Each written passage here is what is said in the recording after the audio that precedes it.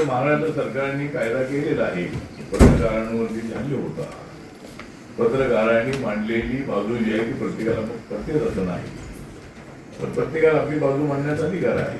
आणि ज्याला वाटतं की बाजू आपल्या विरोधामध्ये आहे, असे काही लोक किंवा अशा काय समूह जो आहे तो पत्रकारांवर हल्ले करतात, त्यांना बदनाम करतात, त्यांच्यावर काही करतात.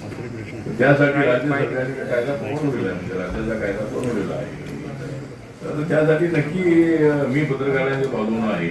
मी जर कदाचित राजकारणात आलो नसतो तर मी सुद्धा तुमच्या पत्रकार झालो असतो, आणि तुम्ही जर प्रश्न विचारला तर मी सुद्धा प्रश्न विचारत असतो. त्यामुळे ठीक आहे, तर आता मला प्रश्न उत्तर देण्याची माझ्या वेळ आहे.